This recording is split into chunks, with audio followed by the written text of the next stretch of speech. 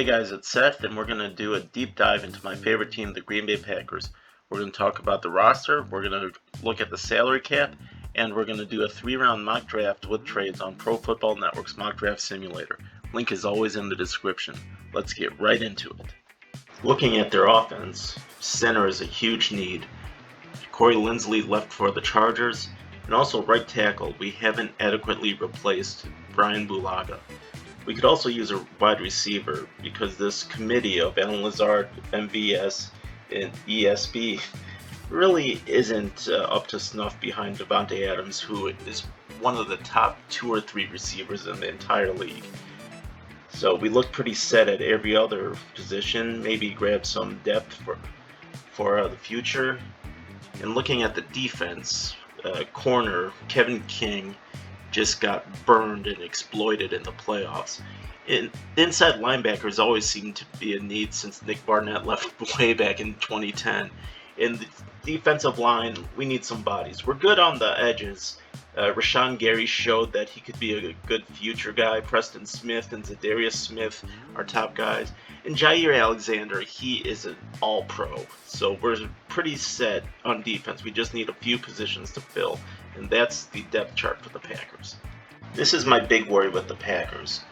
They are in a bad salary cap situation. They only got about $3 million to work with just for this season.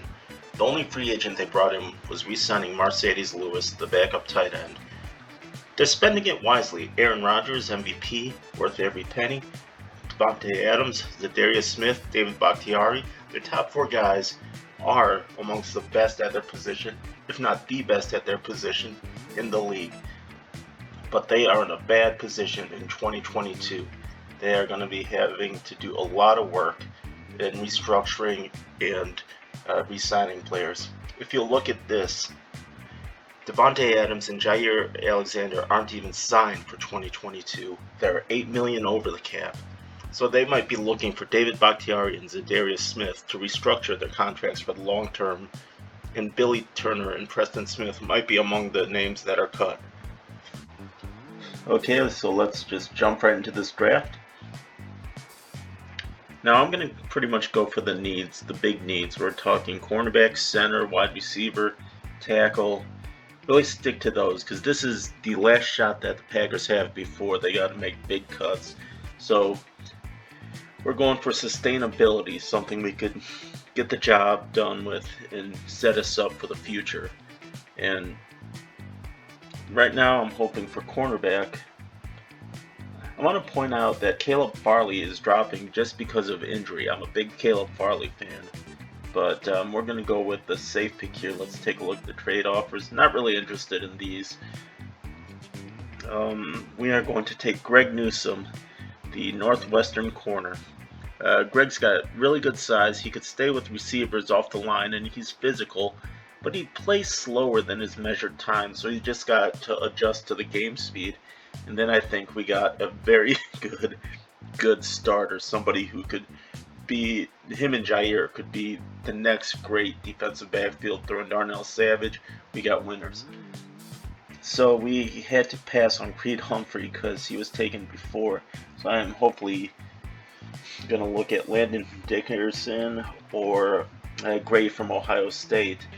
But right now, it's an easy call for me right here. Landon Dickerson, who is a great center. Originally at Florida State, he's tough and physical. He has good size, but he has an injury history and doesn't really get to the second level as good as he should. But there's a lot to work with here. Somebody you could plug in and forget about the next 10 years. I think that's a very solid pick for the Packers. Fills the need. Linsley is no longer there. And now let's get Aaron Rodgers some weapons. There's Amon-Ra St. Brown. We got Dwayne Eskridge.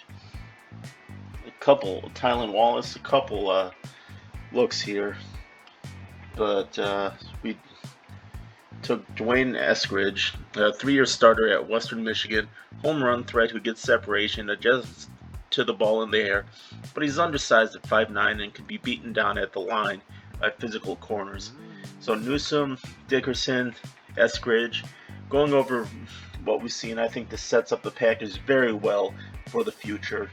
and I think we're in a win now mode, so these guys could help us to get over that hump and get to the Super Bowl. What do you guys think? Leave a comment and also like, subscribe, and share. You have a great day.